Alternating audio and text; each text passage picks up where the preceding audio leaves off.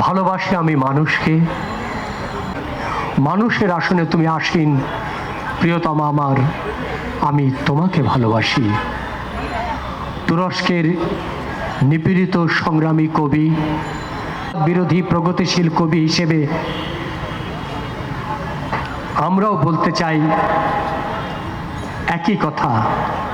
তবে আমাদের এই প্রিয় দেশের মুক্তির জন্য বাংলাদেশের প্রগতিবাদী কবিরা বারবার জীবন বাজি রেখে রাজপথের আন্দোলনে সংগ্রামে ঝলসে উঠেছে। অগ্রগামী মুক্তিযুদ্ধ, মুক্তিযুদ্ধোত্তর বাংলাদেশের সকল সামরিক বেসামরিক ফ্যাসিবাদ স্বৈরাচার বিরোধী গণতান্ত্রিক আন্দোলনে কবিদের কলমে ভয়ের সংস্কৃতি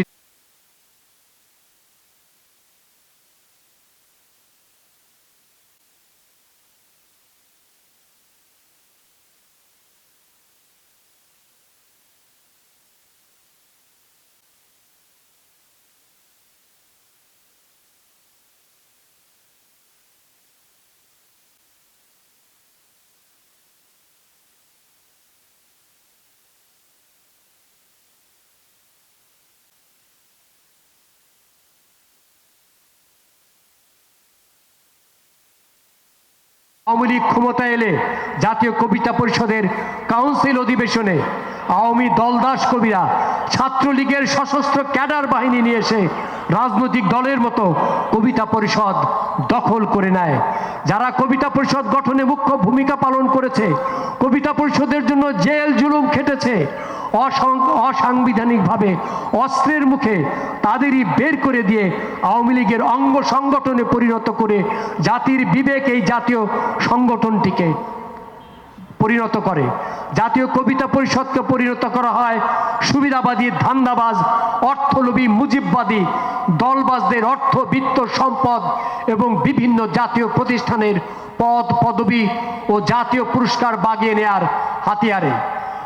গত 16 বছর এই কবি নামধারী ভণ্ড, প্রতারক, দুর্বৃত্ত, গণদুশ্মন আওয়ামী ফ্যাসিবাদের দুঃশাসনে নিপীড়িত, নির্যাতিত, আহত, নিহতদের পক্ষে কিংবা ফ্যাসিস্ট হাসিনা সরকারের সীমাহীন দুর্নীতির লুটপাটের বিরুদ্ধে টু শব্দটিও কখনো করেনি।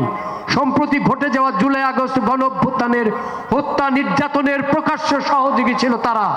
বিগত বছরগুলিতে সংগঠনটি অবৈধ স্বৈরশাসনকে চিরস্থায়ী বন্দোবস্ত দেওয়ার ন্যাক্কারজনক ভূমিকা পালন করেছে। সৃষ্টিশীল লেখক কবিদের লেখার স্বাধীনতার বিপক্ষে দাঁড়িয়েছে। দেশের মানুষ ও সৃষ্টিশীল লেখক কবিদের থেকে বিচ্ছিন্ন করে প্রতিষ্ঠানটিকে বাঘ ব্যক্তি লেখনীর স্বাধীনতা ও ভোটের অধিকার কেড়ে নেওয়া একটি নাৎসি সংগঠনে পরিণত করেছিল। সম্প্রতি ছাত্র জনতার অভূতপূর্ব গণঅভ্যুত্থানে সেই সব দুরাত্মা অনেকেই জনরস থেকে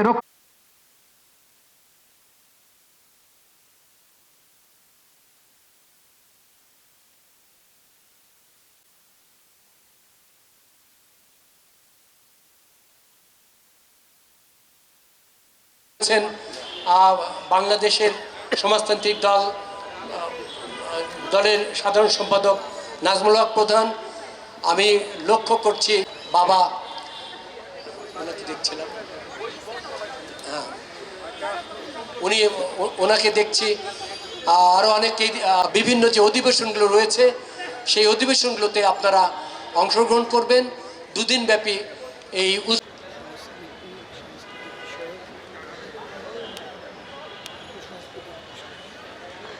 শুধুই আপনারা জানেন যে আমরা জাতীয় কবিতা পরিষদের আয়োজনে জাতীয় কবিতা উৎসব 2025 আজকে আনুষ্ঠানিকভাবে উদ্বোধন করবার এই মুহূর্ত। আপনারা জানেন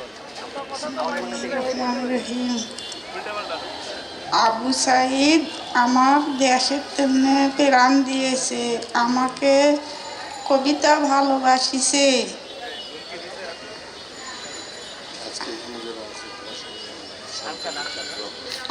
আমাদের তারা আছেন, তারা আমাদের সন্তানের তেনে দোয়া করিবেন।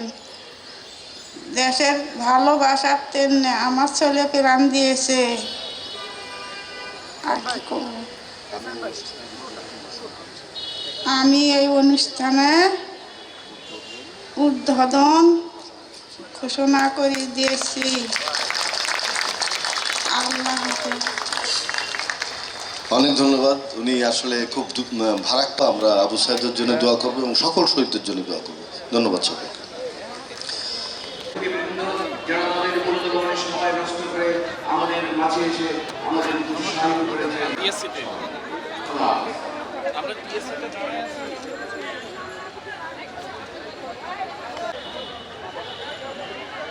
প্রিয় বন্ধুরা, আমাদের জাতীয় কবিতার পাশে দাঁড়িয়ে আছেন এবং আমাদের এই কেন্দ্রে বসে আছেন।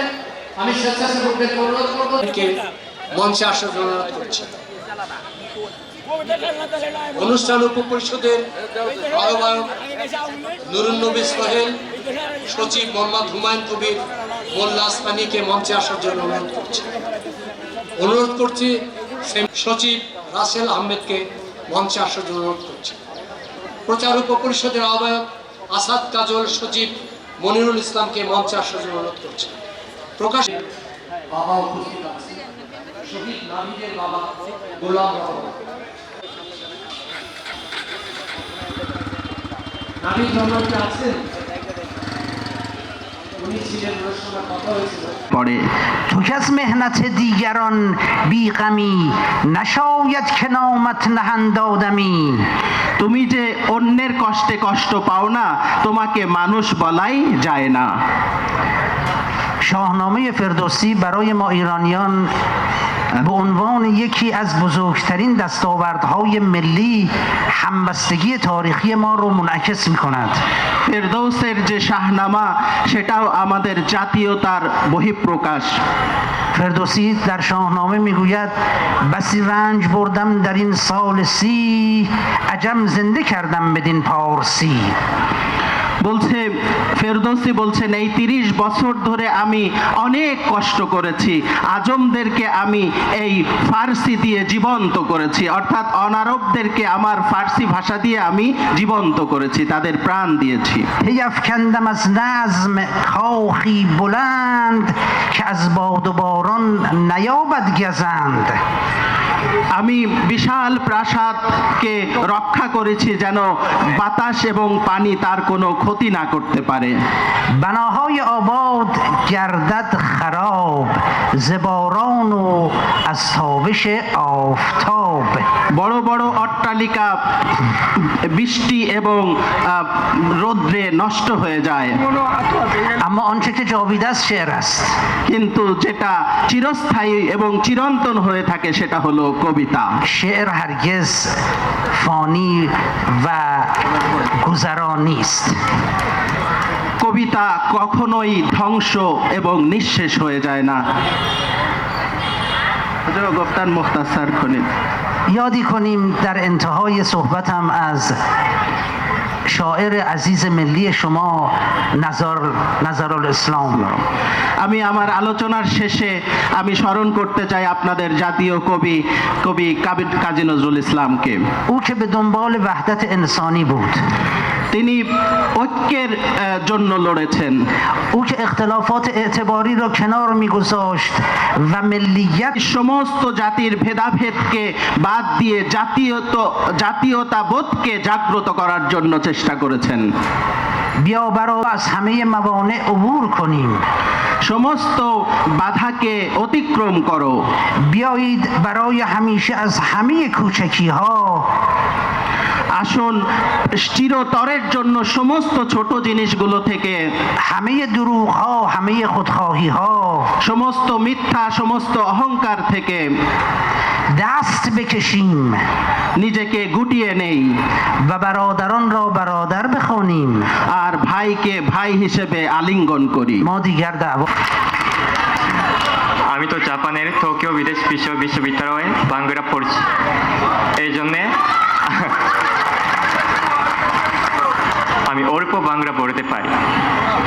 আজকে আমি জাপানের একটা কবিতা বলতে চাই। এই কবিতার নাম ওকাসান। ওকাসান মানে বাংলায় মা। এই কবিতা তানিকাওয়া শুনতারো, জাপানের বিখ্যাত পোয়েট, তৈরি করেছে। তো আমি প্রথমে জাপানি পড়ে তারপরে আমি বাংলায় এই কবিতা পড়ব। তাহলে শুরু করব।お母さん、お母さん、川はなぜ笑っているの？なぜ？太陽が川をくすぐっているから。お母さん、川はなぜ歌っているの？ひばりが川の声を褒めたから。お母さん、川はなぜ冷たいの？かつて雪に愛されたことを覚えているから。お母さん、川は何歳なの？いつまでも若々しい春と同じ年よ。お母さん、川はなぜ休まないの？তারপরে আমি বাংলায় পড়ব। মা নদী কেন হাসছে? কেন? সূর্য নদীকে সুরসুরি দিচ্ছে পড়ে। সেই স্মৃতি এখনো রয়ে গেছে পড়ে। মা, নদীর বয়স কত? চিরতরুণ বসন্তের মতোই তরুণ। মা, নদী কেন বিশ্রাম নেয় না? মা সমুদ্র তার ফিরে আসার অপেক্ষা করেছে বলে। শোনার জন্য অনেক ধন্যবাদ। Thank you.